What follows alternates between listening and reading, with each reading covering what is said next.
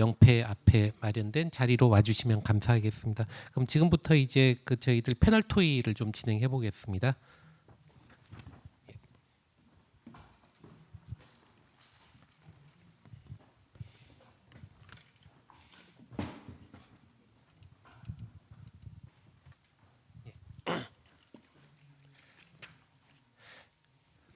예, 발표 PT가 예정보다 조금 빨리 끝나긴 해서 그 패널 토의가 30분 해도 될 것 같긴 한데 가급적 20분으로 맞춰보도록 하겠습니다.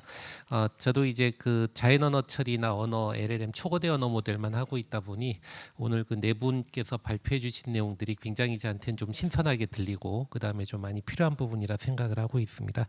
근데 이제 오늘 그 봐야 되는 부분들이 아무래도 한 두 가지 정도로 좀 봐야 될 것 같긴 한데요. 일단 그 산업 분야가 워낙에 요즘 다양화되고 분리가 되고 있다 보니 다른 분야들 사이에 거리가 너무 멀어지고 있습니다. 그래서 요거를 좀 어떻게 하면 융합을 좀 잘 해야 되느냐 하는 주제가 있고요. 그 다음으로는 연구 개발을 하고 나면은 그걸 그 실생활에다가 잘 적용시켜 줘야 되는데 이것을 어떤 식으로 적용시키고 그다음에 확산시켜야 되느냐 하는 부분들이 있을 것 같습니다. 그래서 그 두 가지 관점에서 좀 질문을 드릴까 하고요. 우선은 제가 저기 그 도형호 대표님께 좀 여쭤보도록 하겠습니다. 이게 그 의료 데이터 같은 경우에는 아무래도 개인 정보를 좀 많이 써야 될 것 같은데요.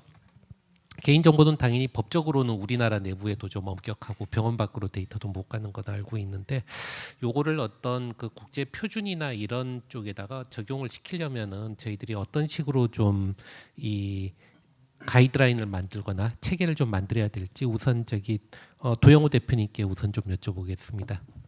네. 네. 안녕하세요. 도영호입니다.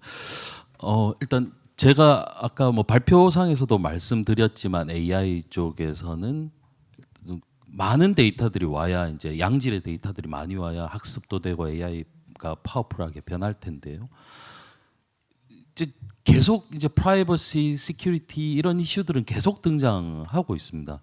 근데 이제 사실 프라이버시, 시큐리티 이슈는 항상 뭔가 제약을 걸기 위한 목적으로 표준들이 만들어지지 뭔가를 어떤 부분을 풀어줄 것인가에 대한 고민은 좀 적거든요. 국제 레벨에서도 마찬가지고 뭐 국내 레벨도 마찬가지입니다. 국내 레벨에서는 지금 뭐 개보위에서 사실 개인정보 데이터를 어떻게 활용할 것인가 뭐 이런 가이드라인도 나오긴 하는데 그래서 실제로 지금 아까 이제 잠깐 언급드렸던 그 SC 42 이제 AI 테크놀로지 쪽에 이제 표준화를 국제 표준화하고 있고 그쪽에서 이제 빅데이터를 어떻게 할 것인가, 프라이버시를 어떻게 할 것인가 이런 부분들을 결국은 제약을 거는 쪽하고 또 어떻게 이제 활용을 할 것인가에 대한 부분들을 좀 논의를 하기 시작해야 될 것 같습니다. 실제로는 이제까지는 어떻게 프로텍트 할 것인가, 어떻게 보호할 것인가에 대한 부분들이 국가 표준이 계속 포커스가 됐다고 하면 이제는 어느 부분까지 활용할 수 있을 것인가 그리고 이제 그거에 대한 활용을 했을 때 그 활용에 대한 그 컨트리뷰터 그러니까 개인이죠 개인에 대해서 어떻게 소위 이제 컴펜세이션 할 것인가 이런 부분들도 좀 고민을 해야 될 것 같고 그런 부분들이 이제 활용에 대한 측면에서 이제 국제 표준화에서 좀 혹은 국내 표준화에서 좀 힘을 써야 될 것 같습니다. 네, 뭐 클리어한 답변이 됐는지 모르겠으나 네, 그러면 감사합니다. 그 부분에 있어서 보캐블러리 부분이나 이런 부분들도 표준화가 좀 돼야 된다 생각하시나요? 일단 보캐블러리 어떤 의미에서 지금 뭐 말씀을 하신지 통일화된 네. 용어나 그런 부분들. 보캐블러리는 사실 네 국제 표준에서 항상 이슈가 되는 부분이라서 그 부분은 네 조금은 필요하겠지만 일단은 네 먼저 어느 부분까지 우리가 이제 이걸 프로텍트해야 되고 그다음에 어떤 부분에 대해서는 이제 활용을 할 수 있을 것인가 그거에 대한 기준을 먼저 잡는 게 중요할 것 같고요. 보캐블러리도 물론 보캐블러리보다는 바운더리를 잡는 그런 것들이 더 중요할 거라고 생각이 듭니다. 네. 예, 답변 감사합니다. 그 다음으로는 이게 그 아까 그 김희권 선임님한테는요, 이게 그 저희들 문화 컨텐츠긴 하잖아요. 말미에 발표하실 때도 분명 저작권을 약간 지나가면서 말씀하셨던 것 같은데요. 이거를 저기 문화라고 하는 것 자체가 어찌 보면 저작권이 있는 건 아니지만 우리가 수집을 해서 만들어낸 데이터는 우리가 저작권을 가지고 있는 거라고 봐야 되긴 할 것 같고요. 이런 거를 좀 국제적으로 어찌 표준안이나 이런 쪽에 좀 반영하려면 좀 어떤 식으로 좀 해봐야 될까요?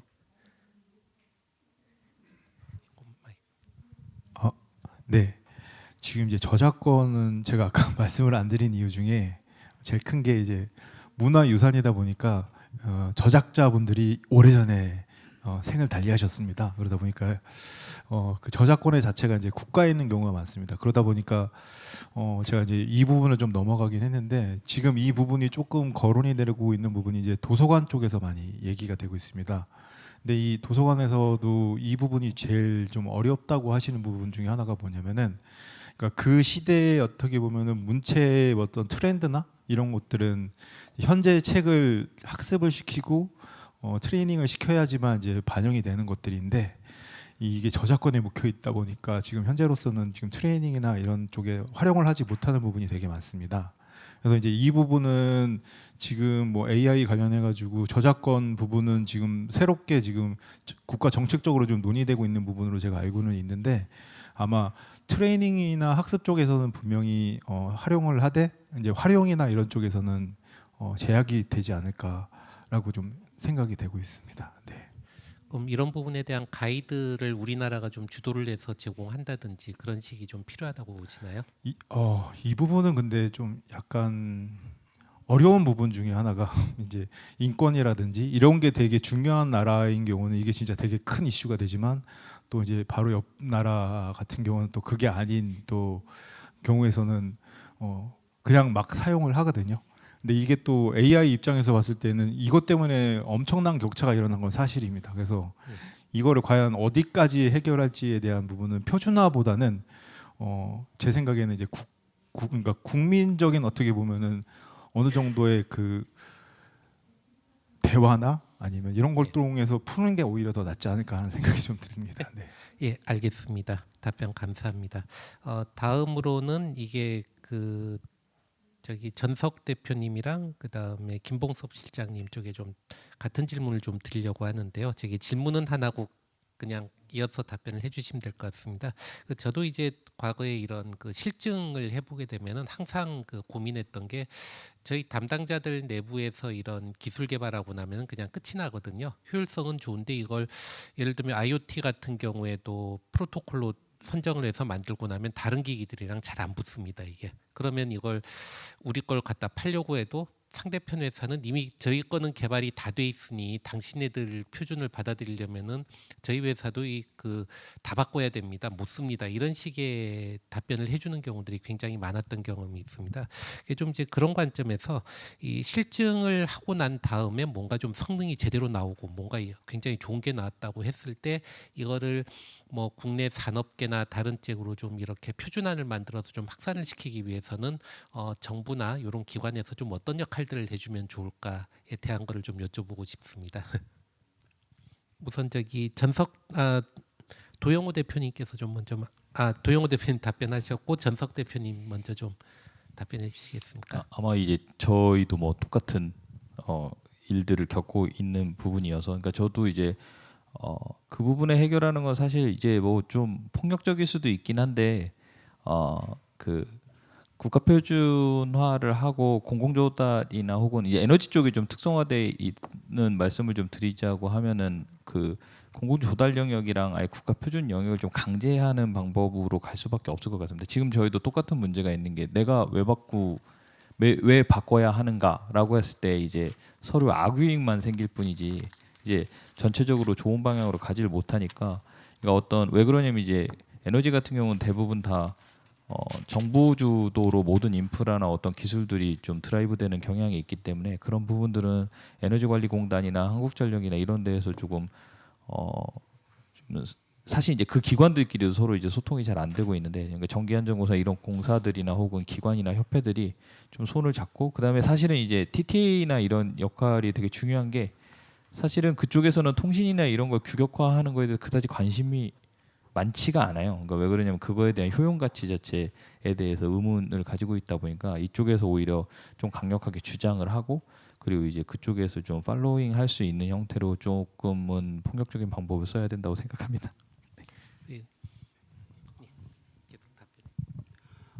네. 자동차 같은 경우에는 되게 그러한 표준들이 되게 많이 있는 분야 중에 하나입니다.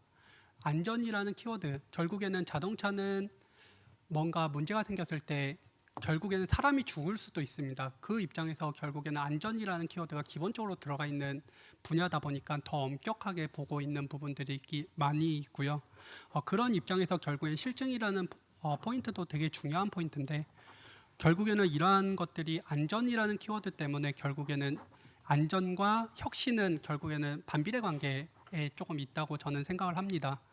그 입장에서 결국에는 미국이나 중국 같은 경우에는 네거티브법을 기반으로 해서 만들어진 나라이고 우리나라 같은 경우에는 파지티브법을 가지고 진행되어 있습니다. 그 입장에서 우리는 법 외에는 아무것도 하면 안 돼. 미국 같은 경우는 법 외에 나머지는 해도 돼라는 부분이 있습니다. 그 입장에서 AI 전환에 되게 큰 어떻게 보면 경쟁력 차이가 있을 수 있다라고 생각을 하고요. 그런 부분들이 결국엔 자동차 산업에서도 지금 보여주는 부분들이라고 생각을 합니다. 근데 그 반대로 이야기하면 짜임새 있는 산업을 만드는 데는 표준화를 연결해서 만들어야 되는 부분들이 같이 있거든요. 그런 입장에서는 우리가 배울 부분들은 그러한 것들을 잘하고 있는 어떻게 보면 유럽과 같은 곳이 각 나라들이 서로 어떻게 보면 나라별로 되게 많은 나라들이 조그맣게 엮여 있다 보니 국가 간의 어떻게 보면 조화가 되게 중요한 포인트가 있습니다. 그 입장에서 표준화가 되게 잘 되고 있는데 어떻게 보면 우리가 결국에는 파지티브법을 그대로 활용을 하려면 결국에는 그러한 짜임새 있는 무엇인가를 만들어주는 작업들이 필요할 거고 아니면 혁신적으로 가겠다라고 그러면 그러한 것들을 파괴적으로 할 수 있는 어떻게 보면 네거티브법으로 변하는 부분들도 같이 고려해야 될 필요가 있어서 그게 표준화하고 같이 연결이 돼서 진행이 되면 좋겠다라고 생각을 합니다. 예, 답변 감사합니다. 이게 이제 저도 항상 생각을 하는 게 이게 표준이라고 하는 게 이제 잘못 받아들여지게 되면은 규제처럼 보일 수도 있거든요. 내가 저거 안 해도 잘 돌아가는 부분인데 왜 꼭 저걸 해야 되니라고 이렇게 얘기들도 많이 하는 경향들이 있기 때문에 그 사실 저도 이제 표준들은 굉장히 중요하다고 생각을 하고 지금 AI 쪽에도 이런 거버넌스 쪽 되게 강하게 드라이브는 걸고 있습니다만은 그 이제 정부 쪽에서는 항상 그런 요구들을 많이 합니다. 그럼 정부가 뭐를 좀 도와드리면 될까요? 뭐를 바꿔드리면 될까요? 라고 얘기하는 부분들이 있습니다. 그래서 오늘 얘기 나눠주신 부분들 중에서 일단 기술 개발은 당연히 기관들이나 이 기업들이 열심히 개발 잘 하고 계실 거기 때문에 그런 관점에서 좀 그러면 정부는 이런 거를 좀 바꿔주게 되면은 뭐 표준화 확산이든 뭐 저작권이든 아니면 이런 부분들이 좀 더 개선될 것 같다 하는 부분들이 있을 것 같은데요. 제 자리에 앉은 데에서 이제 왼쪽으로 도영호 위원 대표님부터 해서 이렇게 조금씩 말씀해 주시면 좋을 것 같습니다. 자유롭게 말씀해 주시면 될 것 같습니다. 네. 네.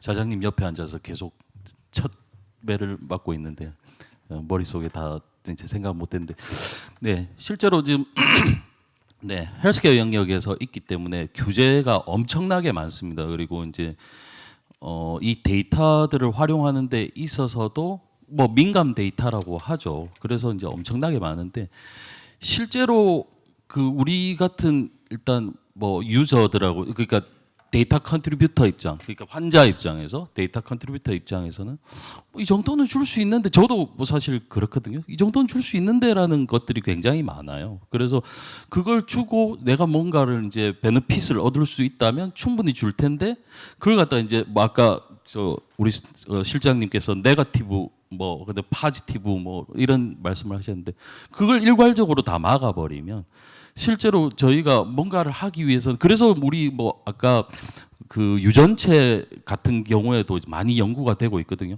데이터 우리나라 데이터가 퀄리티가 너무 떨어져서 외국에서 다 사옵니다. 그래서 연구자들 이야기를 들어보면 그냥 외국에서 사는 게 속 편하다고 합니다. 그래서 그러면 우리나라 어떤 유전자나 이런 것들에 대한 특성들은 솔직히 말해서 좀 반영하기 어렵죠. 그렇기 때문에 정부에서 좀 뭐 할 수 있을지 모르겠으나 가능하면 이제 좀 풀 수 있는 자기 개인의 의사에 따라서 풀 수 있으면 좀 풀 수 있는 방법론을 좀 찾아보면 어떨까 이런 생각이 듭니다. 네, 고맙습니다.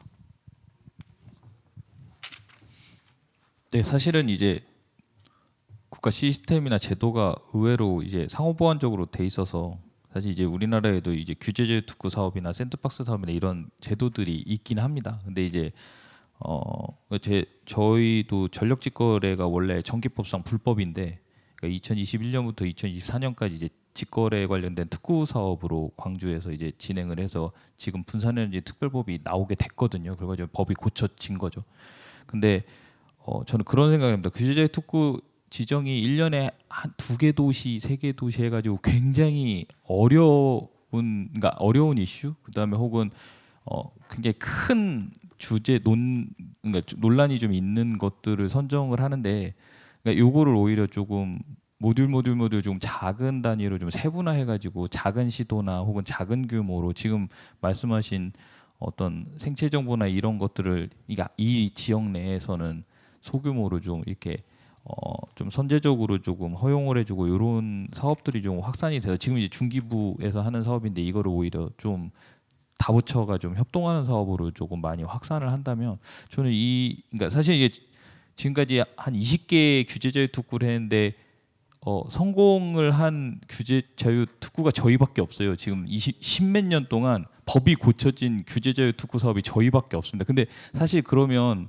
지금까지 20여 개의 규제는 아직도 해결이 안 된 거예요. 그러니까 저희가 이제 전력을 직거래 해달라고 하는 부분 계속 노크를 해서 그러니까 일부가 풀린 겁니다. 저희도 굉장히 적은 부분. 근데 규제제휴 특구를 할 때는 왜 그러냐면 큰 아젠다를 가지고 큰 문제를 해결하자라고 자꾸 국가에서 이제 드라이브를 하니까 그런데 그게 아니라 작은 문제 아니면 작은 지역 아니면 작은 분야에 대한 요런 좀 정밀한 타겟팅을 하면 조금 더 효용성이 있지 않을까. 중기부에서 뭐 몇천억씩 들이면서 매년 하는데 사실 아직도 아무 규제도 풀리지 않았다는 건 자율주행도 하시잖아요. 근데 여기도 안 풀리셨을 거예요. 네, 그럼 넘기겠습니다. 네, 저희도 저는 자동차 쪽을 하고 있으니까 자동차 쪽으로 이야기를 드리면 결국에는 이러한 표준화 입장에서 바라보면 우리나라에서 거의 표준화를 추진한다고 하시는 분들이 많지 않습니다. 그리고 거의 대부분이 옵저버 입장으로 진행을 많이 하고 계십니다. 그 입장에서 좀 더 활동적으로 움직일 수 있는 인력들이 많이 신진 연구자들이나 많은 분들이 그걸 가져갈 수 있는 베네핏이 필요하다라고 생각을 하고요. 그런 것들을 하기 위해서는 결국에는 이게 규제도 되게 중요하고 그다음에 표준화라는 부분들도 되게 중요한데 여기에서 그 표준화라는 부분들은 결국에는 국가적인 이익도 관련되어 있는 부분이 너무 많이 있습니다. 그 입장에서 되게 많은 부분들을 고려해야 되는 부분들이 있고 반대로 또 잘못 표준화를 만들다가 국내 표준화를 만들고 국제 표준화에서 그게 잘 되지 않았을 경우에 갈라파고스처럼 변할 수도 있는 부분들이 충분히 있을 겁니다.